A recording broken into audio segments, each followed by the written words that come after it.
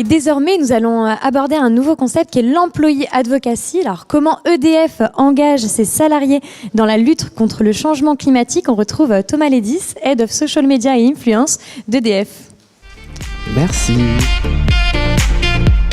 Bonjour à tous. Alors, comment on a fait pour engager nos salariés dans cette belle et importante lutte face au réchauffement climatique? Donc en fait, ce qui est intéressant, c'est que avec mon équipe, on est parti d'un point important qui était la crise sanitaire que l'on vient de vivre ou qu'on est en train de vivre encore avec cette nouvelle vague qui arrive.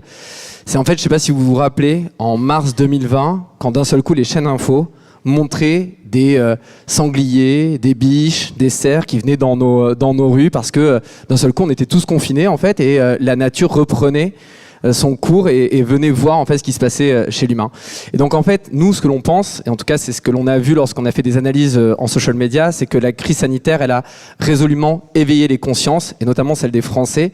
Et même si aujourd'hui, on parle beaucoup des problématiques sociétales, des problématiques économiques, on sait que les Français ont en eux cette problématique du changement climatique, et en fait, ça fait partie des défis face auxquels ils veulent lutter dans le 21e siècle. Pourquoi ? Parce qu'ils l'ont vu en direct en fait, et à l'échelle mondiale. Il y avait aussi cette carte assez géniale où on voyait en fait le monde en rouge avec toutes les émissions de CO2, et puis d'un seul coup, il y a eu des confinements, et petit à petit, on voyait des images qui devenaient bleues parce qu'en fait les émissions de CO2 étaient clairement en baisse, voire complètement nulles. Et donc ça, on l'a vu et on l'a vécu, et quand la vie a repris son cours, on a revu les émissions de CO2 qui ont réaugmenté dans les pays notamment les plus industrialisés.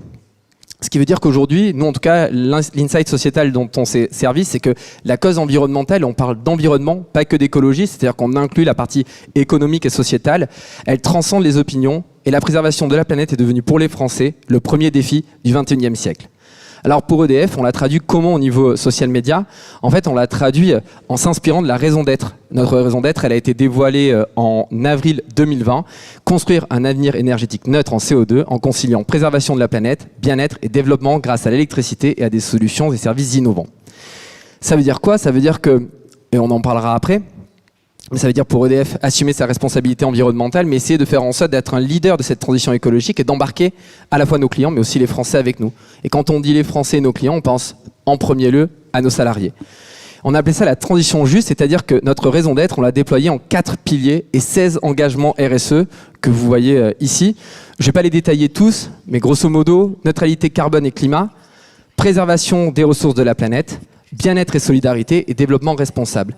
Et sur ces sujets-là, en fait, on a embarqué nos clients, les Français, et en premier lieu, nos salariés, à travers multitude d'actions, dont une dont je vais vous parler aujourd'hui. Il s'agit d'un partenariat avec la Fresque du Climat.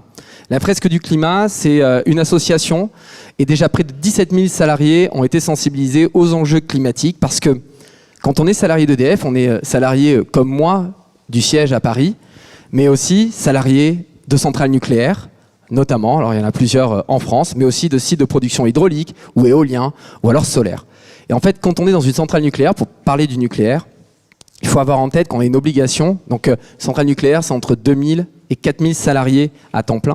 Il faut avoir en tête que ces personnes-là, elles vivent à côté de la centrale, dans les environs de la centrale. Et comme nous tous, elles ont très envie de vivre dans un environnement sain pour elles, pour leur famille, pour leurs enfants. Et donc, en fait, elles prennent soin de l'environnement qui les entoure et de la nature qui les entoure. Donc, elles sont déjà très sensibilisées à travers plein d'actions sur les enjeux climatiques.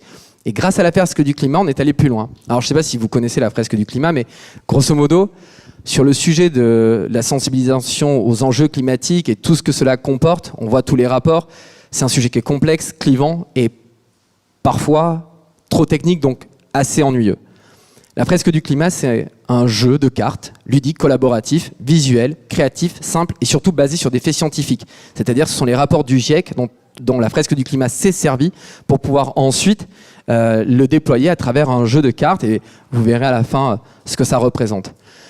On s'en est tous emparés dans le groupe, à commencer par Jean-Bernard Lévy, notre PDG. Il y a 165 000 salariés dans le groupe. Aujourd'hui, on est à près de 17 000 salariés qui ont déjà fait cette Fresque du Climat.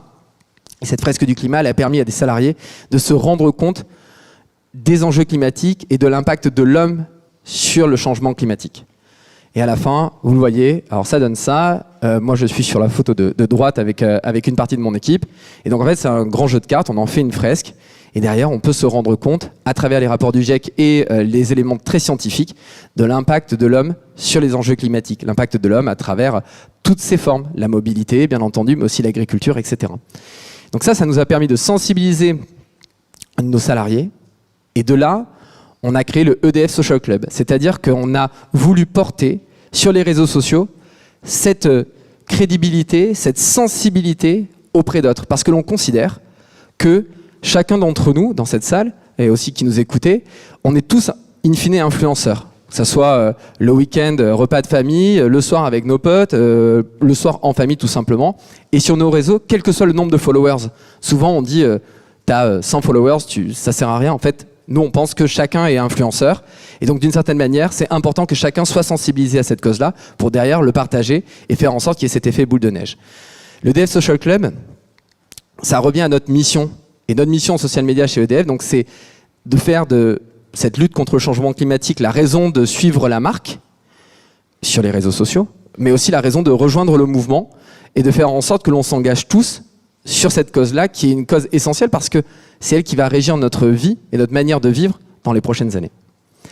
Les chiffres parlent d'eux-mêmes, c'est Nielsen qui nous le dit en 2019, 92% des internautes font confiance au contenu partagé sur le terrain ou en action par des personnes qu'ils connaissent, l'incarnation, clairement, alors que seulement 36% font confiance au contenu partagé par des entreprises. Et quand on est dans une période aujourd'hui politique extrêmement forte, l'incarnation prend tout son sens et la parole de l'homme, elle est souvent bien plus crédible aux yeux de l'audience que celle des marques. Le EDF Social Club, il a été lancé en juillet dernier. Pourquoi ? Parce qu'en fait, il est venu prendre la suite d'un programme que vous connaissez peut-être qui s'appelle les LinkedIn Elevate. LinkedIn a mis fin à ce programme-là, donc ça nous a incité en fait à revoir notre stratégie d'employé advocacy sur le digital. Et donc, on a créé le EDF Social Club. C'est un club qui rassemble derrière des objectifs communs, en l'occurrence valoriser notre groupe et ses salariés, partager les valeurs du groupe, une communauté unie pour un avenir neutre en CO2, innovant et durable. Aujourd'hui, c'est une communauté qui valorise quotidiennement les convictions du groupe et ses engagements pour la préservation de la planète sur tous les réseaux sociaux. Des dizaines de contenus quotidiennement mis à jour pour être partagés sur les réseaux sociaux, on le verra, mais pour le coup, grâce à cet outil-là, on couvre le panorama complet, c'est-à-dire Twitter, LinkedIn, Instagram et Facebook. Et puis c'est une plateforme, en l'occurrence on a choisi un outil technique qui s'appelle Sociable, sur lesquels les membres du EDF Social Club en fait, vont retrouver aussi plein d'astuces pour les aider à être mieux formés, à améliorer leur prise de parole sur les réseaux sociaux.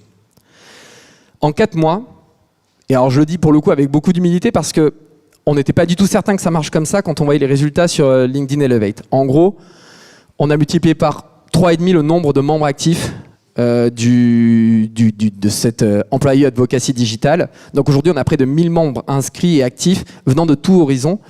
Tout horizon, c'est-à-dire à la fois de la production, je vous en ai parlé tout à l'heure, mais aussi de la transformation numérique, de la relation client, des équipes support comme les miennes. Et on est à déjà 5,8 millions de personnes touchées grâce à plus de 7000 contenus partagés.